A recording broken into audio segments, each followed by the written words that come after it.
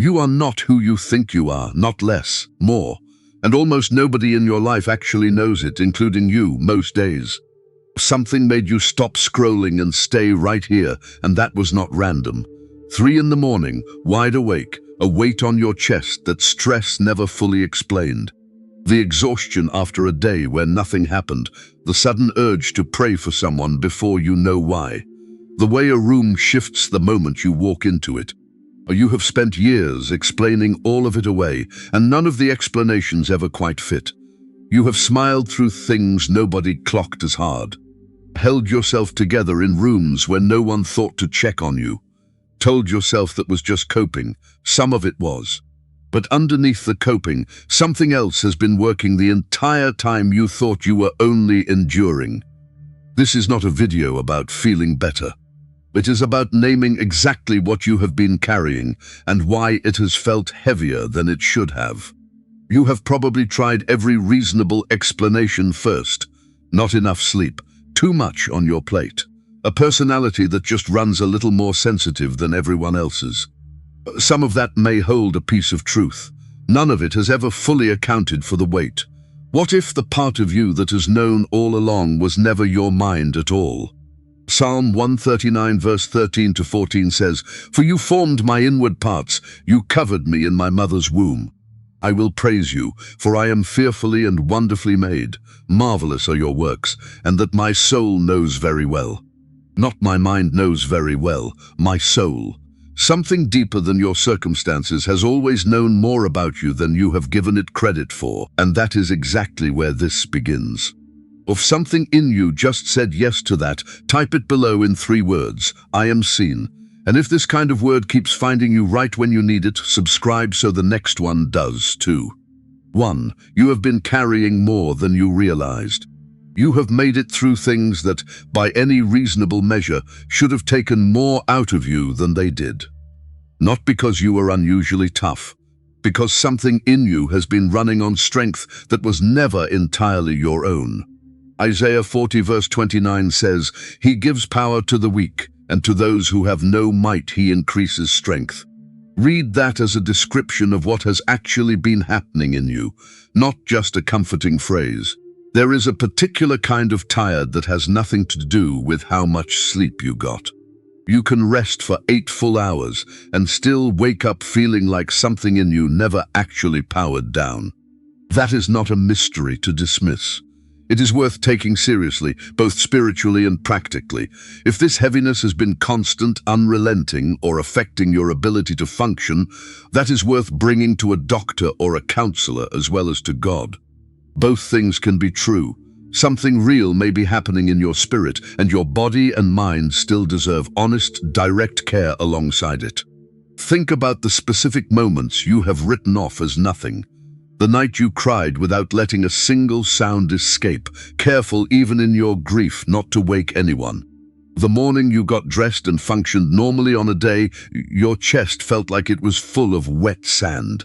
Those were not small things. Those were evidence of a spirit doing quiet, unglamorous labor while your body carried the weight of it. Well, you have called this resilience for years. It is closer to reinforcement. Something added to you from outside your own effort, sustaining you in places your own strength genuinely could not have reached alone. Notice, too, how often this kind of tiredness arrives right after something good happens, not only after hardship. A breakthrough, an answered prayer, a genuine step forward, and then an exhaustion that seems out of proportion to what actually occurred. That pattern is not a coincidence. Spiritual effort often costs something real, whether the season is difficult or genuinely good, because either way, something in you was actively engaged rather than only along for the ride. Give yourself permission to stop measuring this tiredness against how much you slept or how demanding your schedule looked on paper. Some exhaustion belongs to the body. Some belongs to something the body is only carrying the effects of. Learning to tell the difference is not about diagnosing yourself with certainty. It is about taking both possibilities seriously instead of dismissing either one automatically.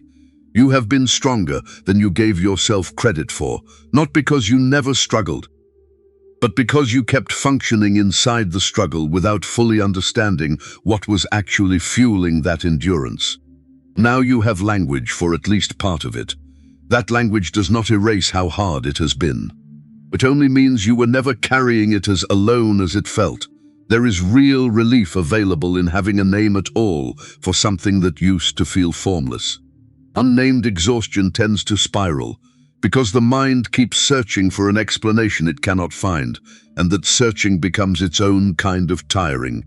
Naming even part of the source, spiritual weight carried alongside physical tiredness, does not fix everything instantly. It does give you somewhere to actually stand while you keep working through the rest. So the next time that unexplained tiredness settles over you, remember this. Zechariah 4 verse 6 says, "Not by might nor by power, but by my spirit, says the Lord of hosts." Willpower runs out. It has limits. What has carried you through your hardest seasons was never purely willpower, and knowing that changes how you carry the tired days still ahead of you. 2. Not every weight you carried was yours. Why does sadness sometimes arrive with no cause you can point to, a heaviness that shows up on an otherwise ordinary day for no reason at all? You assumed something was wrong with you. Consider a different possibility. Some of what you have carried may have belonged, at least in part, to someone else, a person you love who could not carry it themselves in that moment. Romans 8 verse 26 says the Spirit intercedes for us with groanings that cannot be uttered. Notice that intercession in that verse does not require full understanding. It happens even when words fail, even when the person praying cannot fully explain what they are praying about. This does not mean every difficult emotion you have ever felt was someone else's burden in disguise, and it is worth being careful with that idea rather than using it to explain away every hard feeling automatically. Sometimes sadness is only sadness, belonging entirely to you and deserving your full attention rather than reassignment. But some of it, the kind that arrives without explanation and lifts just as suddenly once you pray, has a different texture worth paying attention to. You have noticed the pause before someone says they are fine, the half-second where their face tells a different story than their words do. You have felt a friend's grief before they found language for it themselves. That noticing was never nothing. It was a form of carrying, quiet and mostly invisible, that has cost you more than anyone around you has ever recognized. Think about how often you have left a conversation feeling depleted by someone else's pain, even a conversation that, on paper, was not about anything happening to you directly. You listened, you absorbed something. You went home and could not quite explain, even to yourself, why you felt as tired as you did. That depletion was real, and it was not weakness. It was the actual cost of a capacity most people around you do not carry in the same measure. This kind of sensitivity often develops early, long before you had language for what was happening. Maybe you were the child who sensed tension in a room before any adult said a word out loud, who adjusted your own behavior to keep peace. Nobody explicitly asked you to keep. That early training shaped how finely tuned you became to what other people are actually feeling underneath what they say. It came at a cost, and it also became a genuine capacity, one that continues to serve people around you even now, often without them ever knowing exactly what they received from you. Learning to steward this well matters as much as recognizing it in the first place. Not every emotion you sense needs to become yours to fix or carry indefinitely. You are allowed to notice what someone else is feeling, hold space for it briefly, and still release it rather than absorbing it as a permanent weight. That release is not coldness. It is the difference between a capacity that serves you and one that slowly wears you down, past what it was ever meant to cost. Why would a capacity like this have been given to you in the first place, if it was only ever going to cost you something? 1 Corinthians 12 verse 7 answers that plainly. The manifestation of the Spirit is given to each person for the profit of all. Whatever you have been carrying was never only about you. It has function, purpose beyond your own experience of it, even on the days it has felt like nothing but an unwanted weight. 3. What the fire actually built. Something in you refused to be destroyed by what should have destroyed it. That refusal was not stubbornness. It was refinement happening in real time, even though it rarely feels like refinement while you are still standing in the heat of it. 1 Peter 1 verse 7 says, "The trial of your faith is more precious than gold that perishes, being tested by fire, that it may be found to praise and honor and glory." Fire in that verse is not framed as punishment. It is framed as refinement, a process that reveals and strengthens rather than one that only destroys. Consider Job for a moment, a man who lost nearly everything he had in a single season, and who spent the middle of the book of Job insisting he had done nothing to deserve it. He was right. His suffering was not a punishment. In the middle of his confusion, not knowing why any of it was happening, he still says in Job 23 verse 10, "But he knows the way that I take. When he has tested me, I shall come forth as gold." Notice that Job says this without yet knowing how his story ends. He trusts the refining before he has any proof it is actually working. You have likely done the same thing more than once, trusted a process you could not see the outcome of yet. Here is something worth naming honestly, because declaring the old version of yourself gone does not actually make it gone on its own. If you built certain patterns to survive, staying quiet to avoid conflict, over-explaining yourself before anyone asked, bracing for disappointment before it arrived, those patterns will not dissolve only because someone tells you they are behind you now. They took time to form. They will take honest attention to loosen. Start by naming the pattern without shame. That guardedness was not a flaw. It was a reasonable response to something real that happened to you, built by a version of you who was doing the best she or he could with what was available at the time. You do not owe that version of yourself an apology for surviving the way she did. You also do not have to keep living inside her forever. This reshaping will show up in small, almost forgettable moments before it shows up anywhere dramatic. The first time you say no without over-explaining the reason. The first time you let a silence sit in a conversation instead of rushing to fill it with reassurance nobody asked you for. Notice those moments when they happen. They are not small. They are the actual evidence that something genuinely built during the fire is now settling into how you move through an ordinary day. There will also be moments where the old pattern reasserts itself, where you catch yourself over-explaining again or bracing again for a disappointment that has not even arrived yet. That relapse is not proof that nothing has changed. Old patterns rarely disappear in a straight line. They loosen gradually, with more good days than bad ones over time, even when any single day might look like a step backward. Give yourself the same patience you would offer someone else going through this same process. You did not build these patterns overnight, and unbuilding them will not happen overnight either. What matters is the direction, not the pace, and the direction has already been set. Consider too that some of what the fire built in you is not something you will ever have to unbuild at all. Discernment sharpened by hardship, compassion deepened by your own suffering, the ability to sit with someone else's pain without flinching away from it, these are not survival patterns needing correction. They are genuine gifts forged in exactly the fire that also produced the parts of you now being gently reshaped. Learning to tell the two apart, what needs releasing and what deserves keeping, is its own kind of wisdom worth developing carefully. That, in the end, is what 2 Corinthians 3 verse 18 means by being transformed into his image from glory to glory. Transformed, not replaced. What gets built stays built. For the real you was never lost. You have called yourself broken, too much, not enough, forgotten.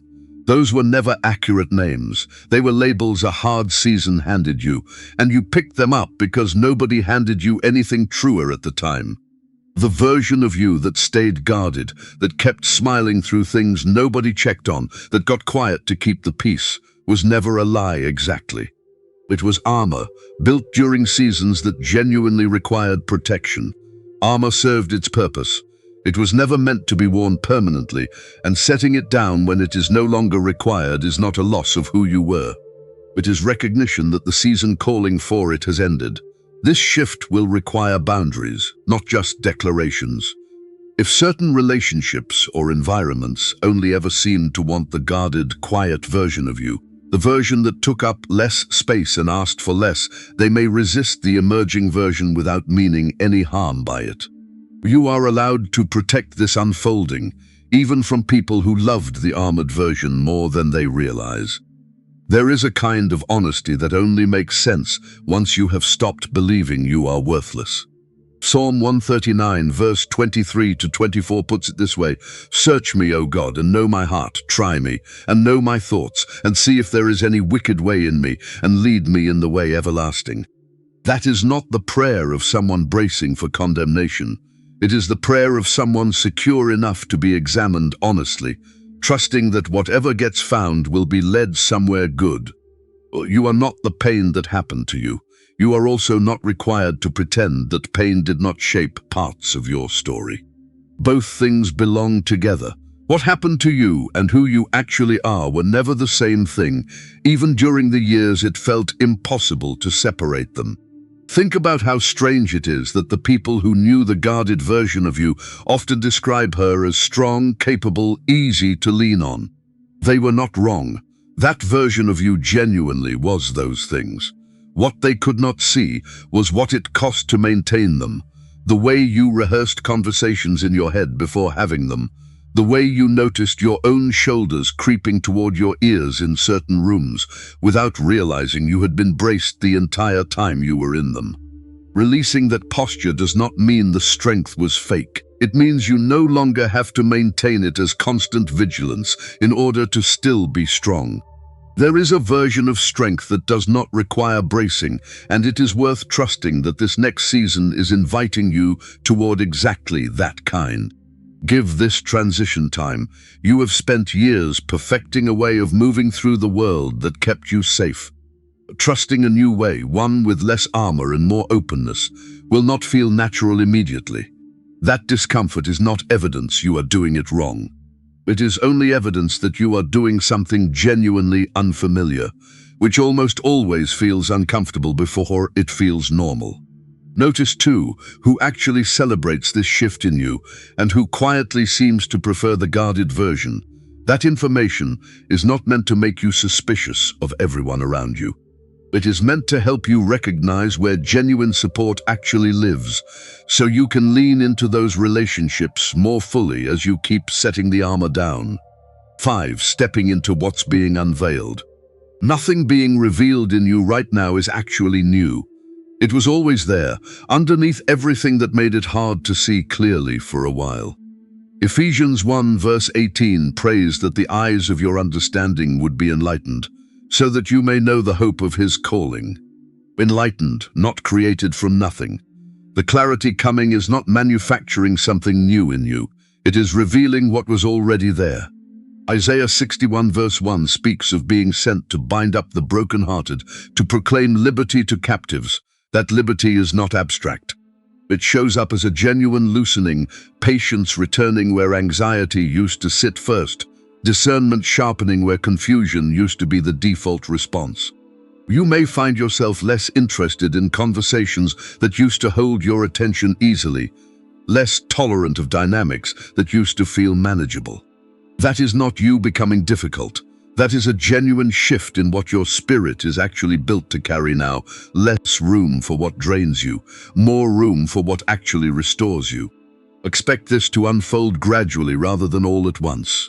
Clarity tends to arrive in layers, one honest recognition at a time, rather than a single instant where everything becomes obvious. Trust each layer as it comes, without demanding the whole picture before you are willing to believe any of it. You may notice this clarity showing up first in decisions that used to paralyze you, a choice that once would have kept you awake, weighing every angle, now settling more quickly, not because the decision matters less, but because you trust your own discernment more than you used to. That trust was not always there. It has been building the entire time you thought nothing was happening. Pay attention, too, to what starts to feel unmistakably clear versus what still feels genuinely uncertain. Not every area of your life will sharpen at the same rate, and that unevenness is normal. Some parts of what is unfolding in you will feel obvious within weeks. Other parts may take considerably longer, and both timelines are legitimate parts of the same process. Let this season of sharpening happen without forcing it toward a finish line. What is being unveiled in you was never on a deadline you needed to meet. It arrives at the pace that actually allows it to hold, rather than the pace your impatience would prefer. You may also notice a growing intolerance for pretending in yourself and in the spaces you occupy. Small talk that once felt automatic may start to feel oddly hollow. Environments that once felt fine may start to feel subtly wrong in ways you cannot immediately articulate. That is not you becoming harder to please. It is discernment doing exactly what discernment does, filtering more precisely now than it used to, because the version of you doing the filtering has genuinely sharpened. What you are actually being invited into, underneath all of it, is exactly what 2 Timothy 1 verse 6 to 7 describes, a stirring up of the gift already placed in you, because God has not given you a spirit of fear, but of power, love, and a sound mind. Not something new, something finally becoming active enough for you to notice. Nothing about what you just walked through was improvised. Every part of it was already written before any of it happened, prepared long before you ever needed language for it. Ephesians 2 verse 10 says you are his workmanship, created in Christ Jesus for good works which God prepared beforehand. Notice the timeline in that verse, prepared beforehand. What is unfolding in you now was not a reaction to what you survived. It was already in motion. You do not need a dramatic announcement to mark this shift. What matters now is not proving to anyone that you have changed. It is walking forward, quietly and honestly, as the person who has actually been there underneath the armor the whole time. Let today be the day you stop apologizing for how much you carried and start recognizing exactly what carrying it made of you. There is no need to announce this shift to anyone watching. You do not owe the people around you a dramatic before and after to prove that something real happened in you. What you actually owe yourself is the honesty of walking forward as who you have already become, quietly, without needing a witness to make it true. The weight you carried was never wasted. It was never a sign that something was wrong with you either. It was evidence the entire time of a spirit doing far more than anyone around you, including you, fully understood. Romans 8 verse 37 says it best. In all these things we are more than conquerors through him who loved us. Not mere survivors. Someone who came through the fire carrying more than they walked in with. Carry that knowledge into your ordinary week, not as a dramatic revelation to perform, but as a quiet fact you now get to walk with. You were never as fragile as the exhaustion made you feel, and you were never as alone in any of it as it seemed while you were living through it. Let that be enough for today. Not a finished transformation, only an honest beginning, which has always been exactly where real change actually starts. Before we go any further, let's bring this before God together, honestly, exactly as we are. Let your shoulders drop for a moment, and let's step into this together without needing the right words, only the honest ones, spoken exactly as they come. Father, thank you.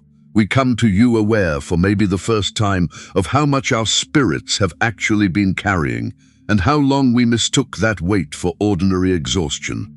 Thank you for seeing every quiet night, every smile that covered something heavier underneath it, every moment we held ourselves together with nothing left to hold with.